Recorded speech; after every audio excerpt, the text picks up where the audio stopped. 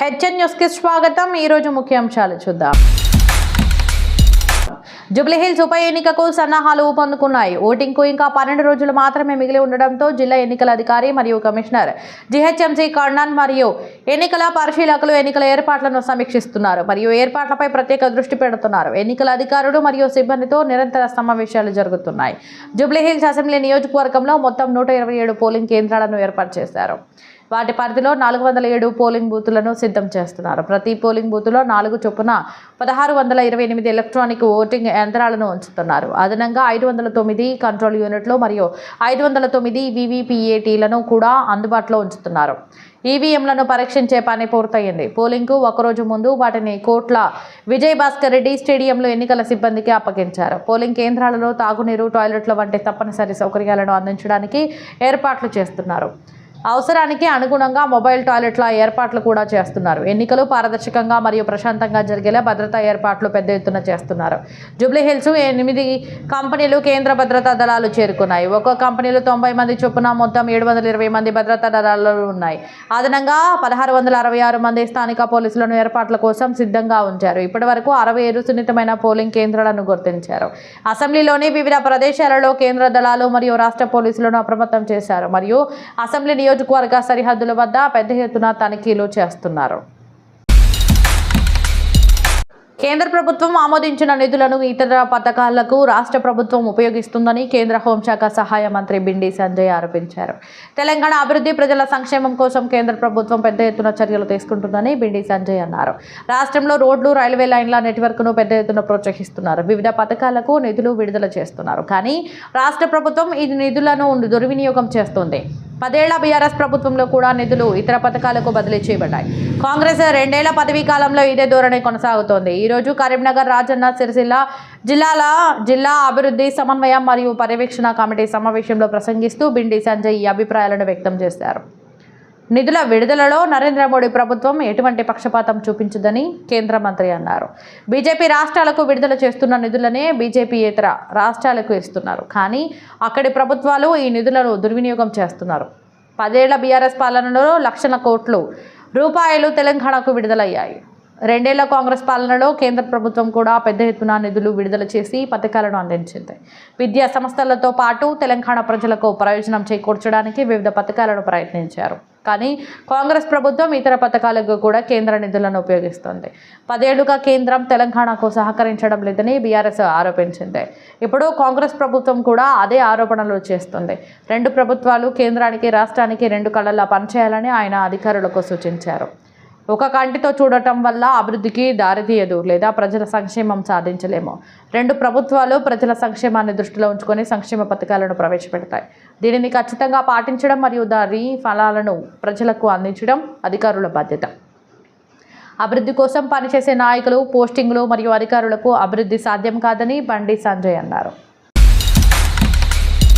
Jubilee Hills assembly నియోజకవర్గ ఉప ఎన్నికను అధికారిక కాంగ్రెస్ పార్టీ గర్వకారణంగా గుర్తించింది। ఎన్నికల తేదీ సమీపిస్తున్న కొద్దీ పార్టీ తన ఎన్నికల ప్రచారాన్ని ముమ్మరం చేస్తుంది। ఇప్పటి వరకు ఉప ఎన్నికల బాధ్యతను 3 మంత్రులకు అప్పగించారు। ఇప్పటి నుండి జూబ్లీహిల్స్ ఎన్నికల రంగంలో అన్ని కేబినెట్ మంత్రులను పోటీకి దించాలని ప్రభుత్వం నిర్ణయించింది। జూబ్లీహిల్స్ అసెంబ్లీ నియోజకవర్గంలో మొత్తం 7 డివిజన్లు ఉన్నాయి। 2 మంత్రులకు 1 డివిజన్కు ఎన్నికల బాధ్యత అప్పగించబడింది। ఎన్నికలను పర్యవేక్షించడంతో పాటు వారికి బాధ్యతలు అప్పగించిన డివిజన్లలో పార్టీ అభ్యర్థి నవీన్ యాదవ్ ఎన్నికల ప్రచారాన్ని ముమ్మరం చేయాలని వారికి సూచించబడింది। దీంతో పాటు కాంగ్రెస్ ఎమ్మెల్యేలు, ఎంపీలు మరియు కార్పొరేషన్ల చైర్మన్లను కూడా పోలింగ్ బూత్లకు బాధ్యత వహించారు। వారితో నిరంతరం సంప్రదింపులు జరుపుతూ మరియు వారిలో సమన్వయం చేసుకోవడం ద్వారా పార్టీ ఎన్నికల ప్రచారాన్ని శిఖరాగ్రానికి తీసుకెళ్లాలని వారికి సూచించబడింది। రాష్ట్ర మంత్రులు ఉత్తమ్ కుమార్ రెడ్డి యూసఫ్గూడ డివిజన్కు పూనం ప్రారంభించారు। రహమత్ నగర్ డివిజన్కు కోమిట్ రెడ్డి, వెంకట్ రెడ్డి, పి శ్రీనివాస్ రెడ్డి, వెంకలరావు నగర్ డివిజన్కు టి నాగేశ్వరరావు, సోమాజిగూడ డివిజన్కు వి Srihari, D Sridhar Babu, AL Laxman, Shaikpet డివిజన్కు Konda Surekha, G Vivek, Erragudda డివిజన్కు Damodar Rajanarasimha, Jopalli Krishnarao, బోరగుండ డివిజన్కు సిట్కాతో పాటు నగర్ కర్నూలు ఎంపీ మల్లు రవికి బాధ్యతలు అప్పగించారు। తెలంగాణ ప్రదేశ్ కాంగ్రెస్ కమిటీ అధ్యక్షుడు మహేష్ కుమార్ గౌడ్ టూరిజం ప్లాజా హోటల్లో పార్టీ నాయకులతో ఒక ముఖ్యమైన సమావేశాన్ని ఏర్పాటు చేసి మంత్రులను ఇన్ఛార్జీలుగా నియమించే నిర్ణయాన్ని వివరించారు. పార్టీ జాతీయ ఇన్ఛార్జి మీనాక్షి నటరాజన్ కూడా ఈ కార్యక్రమంలో పాల్గొన్నారు. జూబ్లీహిల్స్ అసెంబ్లీ నియోజకవర్గానికి జరిగే ఉప ఎన్నికల్లో పార్టీ అభ్యర్థి నవీన్ యాదవ్ భారీ మెజారిటీతో గెలుపొందాలని ముఖ్యమంత్రి రేవంత్ రెడ్డి అన్ని రాష్ట్ర మంత్రులతో పాటు డివిజన్ బూత్ స్థాయి ఇన్ఛార్జీలకు ప్రత్యేక సూచనలు ఇచ్చారు. ముఖ్యమంత్రి రేవంత్ రెడ్డి ఎన్నికల ప్రచారంలో పాల్గొన్న తర్వాత పరిస్థితి పూర్తిగా కాంగ్రెస్కు అనుకూలంగా మారుతుందని, పార్టీ అభ్యర్థి 50,000 ఓట్ల మెజారిటీతో గెలుస్తారని తాను నమ్మకంగా ఉన్నానని మహేష్ కుమార్ గౌడ్ అన్నారు. జూబ్లీహిల్స్ ఎన్నికలకు బీఆర్ఎస్ పార్టీ తన ఎన్నికల ప్రచారాన్ని ముమ్మరం చేసింది. పార్టీ కార్యకర్తలలో ఉత్సాహాన్ని నింపడానికి BRS working president KTR October 31 నుండి నవంబర్ 9 వరకు అసెంబ్లీ నియోజకవర్గంలోని వివిధ డివిజన్లలో రోడ్ షోలు, పాదయాత్రలు మరియు కార్నర్ సమావేశాలలో ప్రసంగిస్తారు.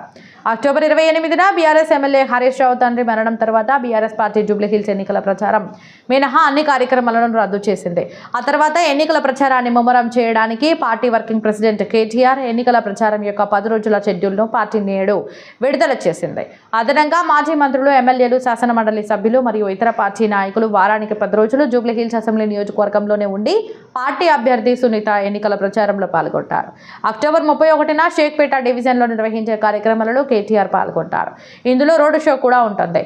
నవంబర్ 1న రహమత్ నగర్, నవంబర్ 2న యూసఫ్గూడ, నవంబర్ 3న బోరబండ, నవంబర్ 4న సోమాజిగూడ, నవంబర్ 5న వెంకట్రావు నగర్, నవంబర్ 6న ఇరుగూడ, నవంబర్ 8న షేక్పేట, యూసఫ్గూడ, రహమత్ నగర్ డివిజన్లు రోడ్ షో కార్యక్రమంలో పాల్గొంటాయి. అంతేకాకుండా ఎన్నికల ప్రచారం చివరి రోజు అయిన నవంబర్ 9న షేక్పేట నుండి బోరుబండ వరకు బైక్ ర్యాలీ నిర్వహించనున్నారు. దీంతో పాటు ఈరోజు జూబ్లీహిల్స్ అసెంబ్లీ ఎన్నికల వ్యూహానికి సంబంధించి పార్టీ ప్రధాన కార్యాలయం తెలంగాణ భవన్లో వివిధ ముఖ్యమైన వ్యక్తులు మరియు మేధావులను కూడా కేటీఆర్ కలిశారు మరియు బీఆర్ఎస్ అభ్యర్థి విజయవంతం చేయాలని విజ్ఞప్తి చేశారు. కాంగ్రెస్ ప్రభుత్వం ముస్లిం ఓటు బ్యాంకును వాడుకుంటుందని బీజేపీ ఎండీ డీకే అరుణ మరోసారి ఆరోపించారు. భయం మరియు బెదిరింపుల కారణంగా ప్రభుత్వం మహమ్మద్ అజారుద్దీన్ను మంత్రివర్గంలోకి తీసుకోవాలని నిర్ణయించింది. డీకే అరుణ ఈరోజు జూబ్లీహిల్స్లోని వివిధ ప్రాంతాలలో పార్టీ అభ్యర్థి ఎల్ దీపక్ రెడ్డి తరపున ప్రచారం చేశారు.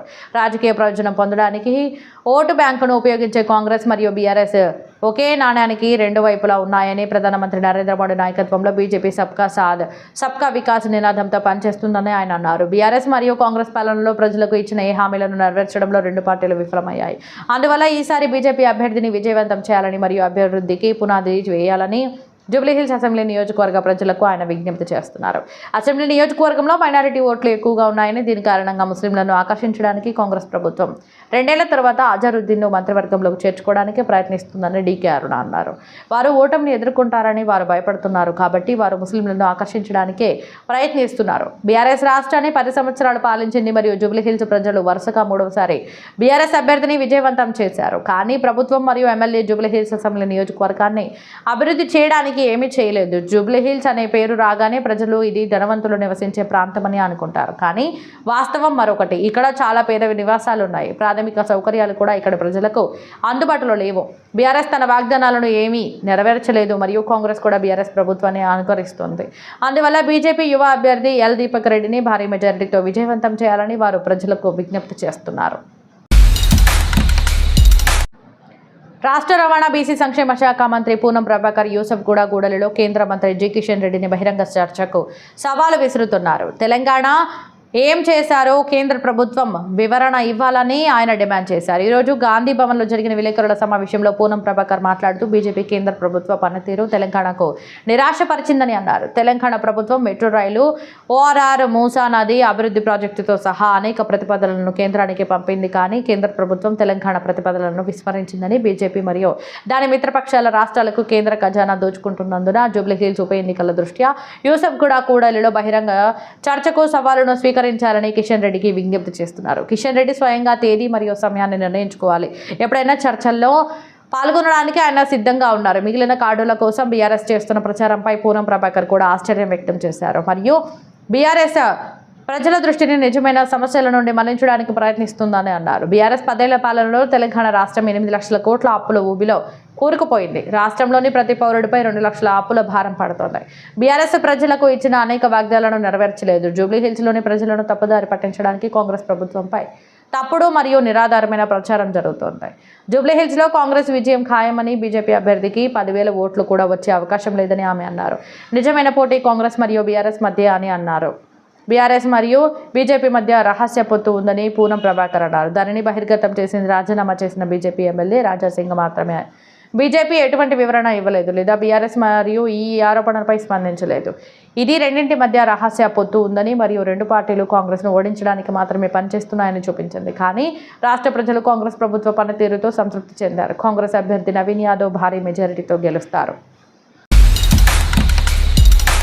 తెలంగాణలోని ఖమ్మం జిల్లాలోని నీలకంఠపల్లి క్రీస్తుపూర్వం 1 నాటి పురాతన బౌద్ధ ప్రదేశం ఇది.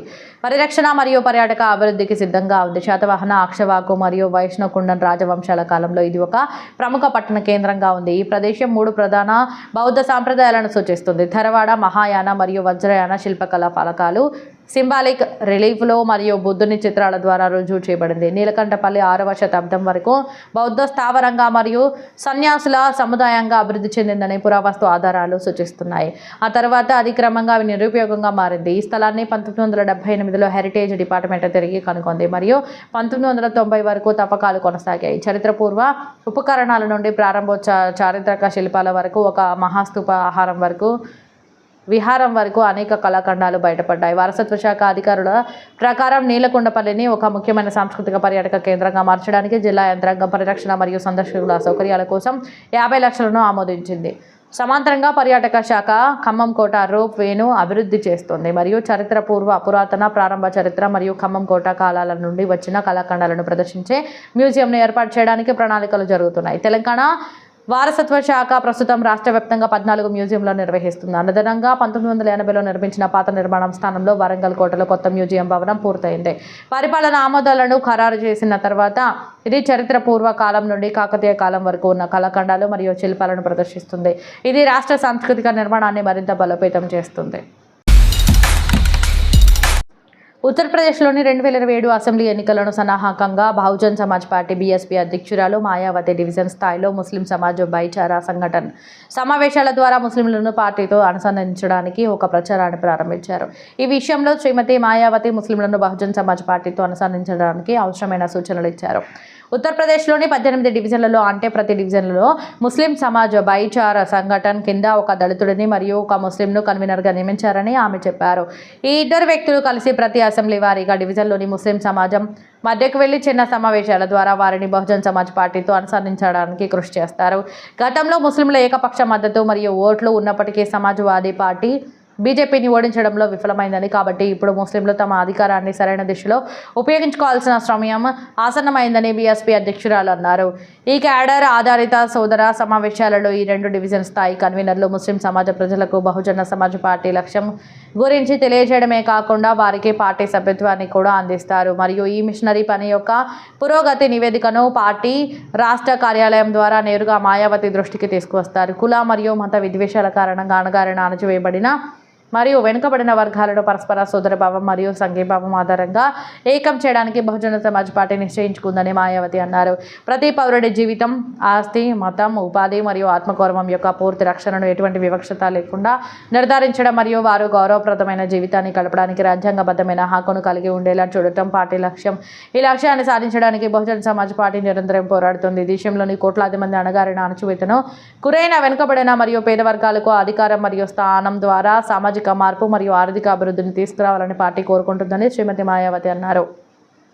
అయితే ప్రతిపక్ష పార్టీలు కొన్నిసార్లు ఈ విభాగాల నుండి కొంతమంది స్వార్థపరులకు బలవంతంగా కొన్ని పదవులను ఇస్తాయి, కానీ వారికి అధికారం అంటే బలం ఇవ్వడానికి అస్సలు సిద్ధంగా లేవు. బీజేపీ హానికరమైన మరియు ప్రమాదకరమైన రాజకీయాలను ఎన్నికల రంగంలో ఓడించడానికి ముస్లిం సమాజ్ పార్టీ, వాదీ పార్టీ మరియు కాంగ్రెస్కు బదులుగా బహుజన్ సమాజ్ పార్టీకి నేరుగా మద్దతు ఇవ్వాలని ఆమె అన్నారు. నేడు బీజేపీ ముస్లింలను అణకదొక్కిన విధానం దేశ మౌలిక సదుపాయాలకు తీవ్రమైన ముప్పును కలిగిస్తోంది. మాయావతి కూడా అంటున్నారు. దివంగత కాంచీరాం కాలం నుండి ముస్లింలు బీఎస్పీతో సంబంధం కలిగి ఉన్నారు మరియు ఇప్పుడు వారు చేయాల్సింది అదే. హెచ్ఎన్ న్యూస్ సబ్స్క్రైబ్ చేయండి, లైక్ చేయండి, షేర్ చేయండి.